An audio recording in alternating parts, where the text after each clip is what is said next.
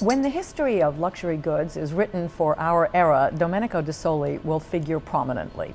He's been president and CEO of the Gucci Group and a strategist in the handbag wars with LVMH. Now he's chairman of Tom Ford International, and he joins me now in London. Welcome to INSEAD Knowledge.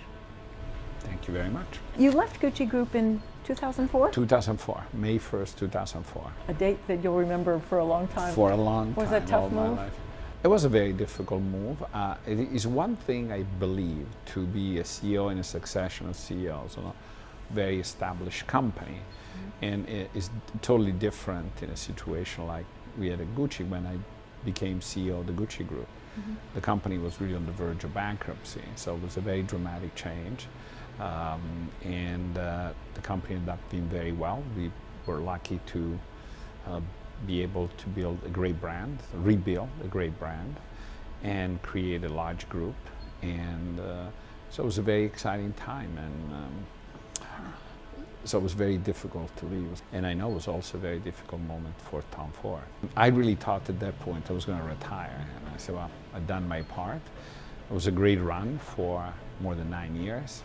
And really what happened is very simple. Tom has a house in Santa Fe, a beautiful ranch actually in Santa Fe. I went to visit him, just was a social visit. There was no purpose for business. So you had this meeting in New Mexico. Time, yeah. And Tom twisted your arm, but not very hard for you to come. Not very hard, yes.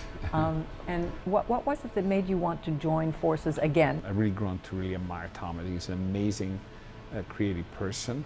I think he's a great innovator. Clearly he was determined to go back into the business using the name Tom Ford.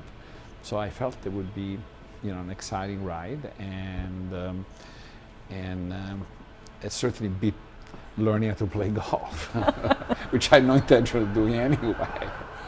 How did you decide how to start Tom Ford International? Tom always had a great interest in eyewear and perfume. So if we felt that was a good place to start for two reasons. A, because I felt Tom could do it very, very well. B, obviously there was an interest on the part of great companies to work with us. And third, also there was a reason too that obviously when you start a new brand, there is a lot of needs for capital. Also, you're talking about, we were talking at length about the position of the brand, so it was clear to me we were going a certain direction, what I would call the absolute luxury level of a luxury brand, so there was need also for capital to fund the business.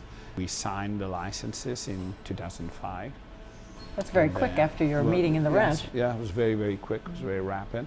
After we did that, we launched the brand of the products in 2006, and we were lucky. We were both very successful very quickly, and then in 2007, to be exact, on April 12, 2007, we opened the door in our first store, which was a men's store. Why men? I mean, simply that's what Tom felt at the time. He wanted to start with men, and so he had this amazing vision about what a luxury brand for men ought to be, and which a very distinct look. And then in 2011, we launched ready-to-wear, ladies ready-to-wear, and ladies accessories, which we presented in 2010, in September 2010, in our store in New York. I do remember a French review of the first Womenswear collection, which didn't resonate with praise, if I can put it that way. Does that bother you? How do you handle things like that? Because apparently the sales are good. To be honest, was irrelevant. So, now, when you were at Gucci, you really strongly controlled the brand. You pulled back a lot of the licenses. You controlled it. You were a titan. You doing the same thing with Tom Ford? Oh yes, I think that. You have to really have no choice. We are very, very careful with the brand. Our view that we want our brand to be our dream, really to sort of be the leading luxury brand. And in order to achieve that, we are very, very control about the location of our stores and the distribution, and we are very, very careful about distribution. It's very, very limited distribution. To give you an idea, in the United States, we only sell to Burford Goodman and selected doors at Neiman Marcus, so it's very, very tight distribution. And we are on that score, we are very, very disciplined and willing to, take our time. Where did the startup money come from? From us. You just plunked Our it down money, there, yeah. your money. So you have a lot of courage. We do. As of today, we're 20 stores. In the process, opened several new stores. I'm talking now about directly operated stores. Our first store was in New York. We are in the United States. We're in New York, Beverly Hills, and Las Vegas. And then we are in Milan. It was an early store that we opened, a flagship in Via Veri. And then we opened a store in Asia. We always felt all along it was very important to enter the Asian market, which we've done recently, both Hong Kong and China and Japan and Korea. And the most exciting, really exciting thing for us that this year in July we'll be opening our flagship in London. The men's segment is growing faster than the ladies segment, or? No, the men's is doing very, very well, but started from the very beginning. Ladies was just launched. The first time the collection arrived in our store was in March of 2011. So now ladies growing much faster. How are you managing the Tom Ford brand? Where are you positioning it? Who's the customer? There's very high positioning. Our stores are beautiful, and our clients tend to be people that really seem to enjoy a high quality, very beautiful product, willing to obviously pay appropriate price for the product. So who are some of the luxury goods customers today who maybe weren't around in 1999? What I believe has happened in the luxury world, that in the 90s, really the market, the strongest part of the market, remember at the time, was Japan. We go back a long way, as you know, and Japan was really dominant. Not only was the import of the Japanese in Japan was really amazing, large business for all the great brands, but also the big impact also was made by Japanese traveling abroad. That was really very dominant in the 90s.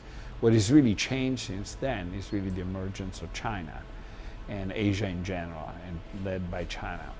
But not only what we've seen, as everybody has seen in luxury, not only see the strength and the growth of the business within China, but also the buying power of Chinese traveling abroad. Yes, Asia has been quite important, and I really do believe that to be a great luxury brand, you have to have a strong presence in Asia. That's why we are investing a lot of money in Asia, because we think that long term that's very, very important.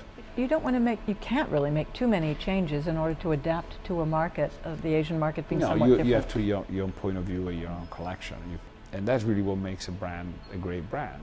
You cannot change from one place to another.